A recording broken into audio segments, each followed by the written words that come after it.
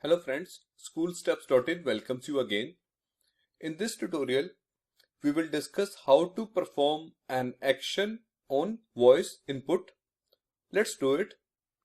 Open the project on which we worked last. Go to the VR module and inside the VR module, look for the main activity, open it. Look for the method voice input.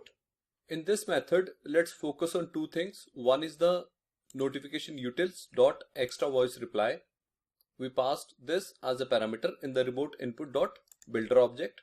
So this one is the key for the remote input dot builder, and we can use the same key when we need to retrieve the choice which we make at the runtime, like yes, no, or maybe.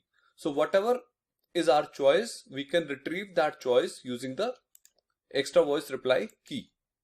The second thing on which we need to pay attention is the pending intent.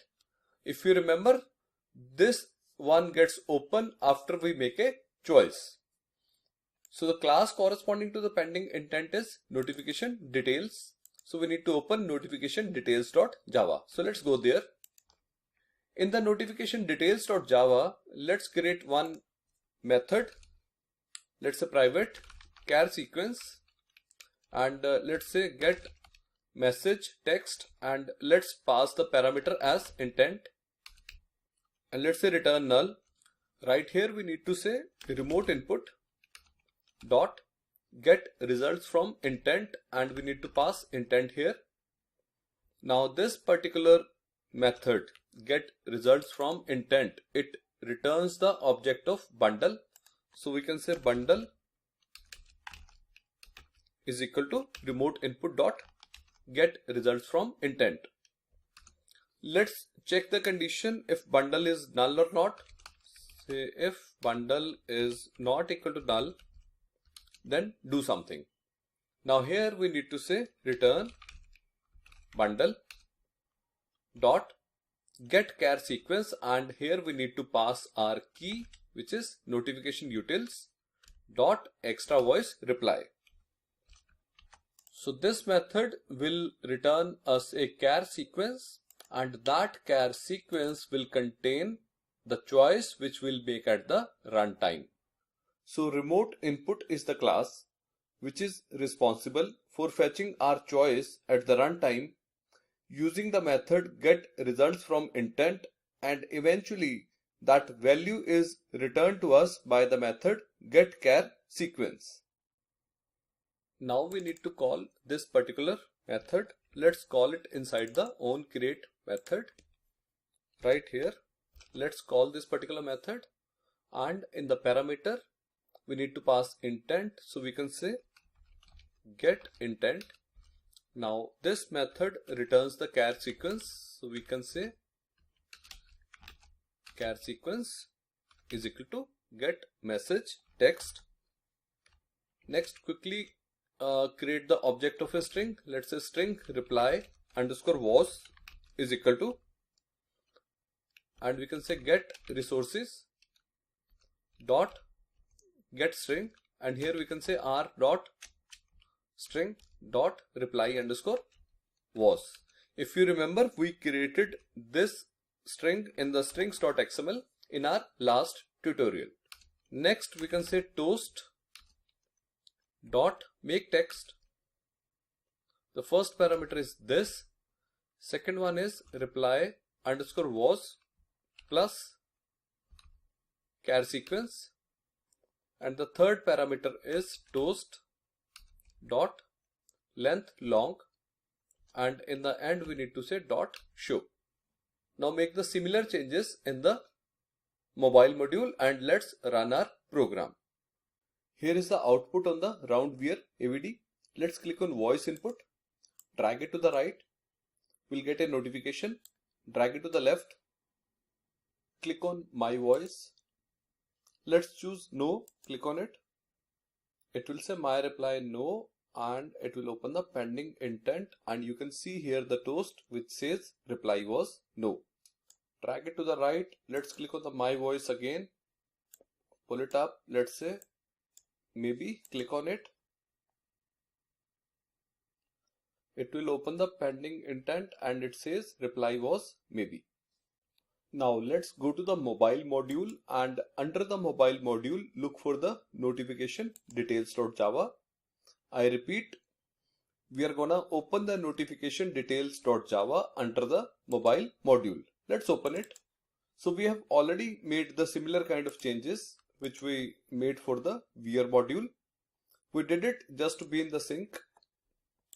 So let's do one thing. Let's comment these two lines in the onCreate method, and right here let's say string result is equal to char sequence dot toString, and right here let's say if result dot equals ignore case yes, then do something, else if result dot equals ignore case no, then do something, else if result dot equals ignore case maybe, then do something. Now before we implement if else conditions, let's do one thing. Go to the mobile module, and under the mobile module go to the values folder and open strings.xml. Right here where we are saying my reply, let's say office today and a question mark. Let's go back to the notification details again, and let's implement the if else conditions. So under the first if condition which says yes, let's say intent map intent is equal to new intent, and right here let's say intent dot action view. In the next line let's say map intent dot set data, and here let's say URI dot parse, and in the double quotes let's pass one lat long, and this lat long is corresponding to the Times Square in the New York. Let's assume that your office is right there in the Times Square, and if you choose yes, the location corresponding to the Times Square should be open on your cell phone device. Now let's go to the no condition. Right here let's say SMS manager is equal to SMS manager dot get default. Then we need to say SMS manager dot send text message, which is right here, and let's say 12345 till 0. This is the cell phone number, so you need to put the correct cell phone number here. The second parameter is null. The third one is the message. Don't write like this to your boss, and then say null and null. In the maybe, let's print the toast still deciding. So if you choose yes, it will open the Times Square location on your cell phone. We are assuming that your office is right there. If you choose no, it will send one text message to this particular number mentioning that you are not in mood to come to office today. And if you choose maybe, it will display a toast on your cell phone mentioning still deciding. Before we run our program, I missed one thing. Let's go to the project, and under the mobile module, let's open Android manifest.xml, and right here we need to provide permissions to send SMS. So we have made these changes in the mobile module only, and we are not gonna make these changes in the VR module. Let's go back to the notification details.java. Yes, right here we need to start the intent. We need to say start activity, and we need to pass map intent right here. Save it. We can also display toast here mentioning that SMS is sent. Save it, and let's run our program now.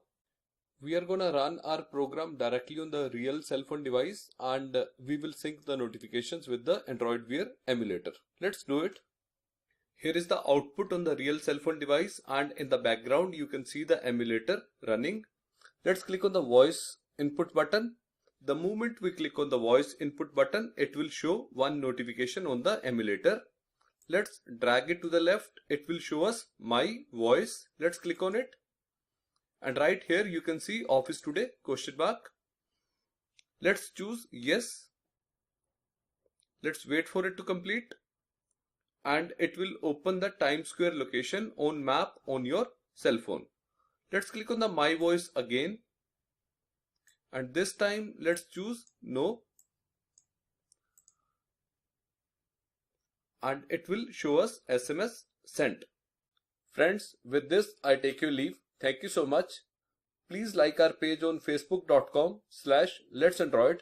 If you have any query, do write us at info@schoolsteps.in or schoolstepsin@gmail.com. Thank you.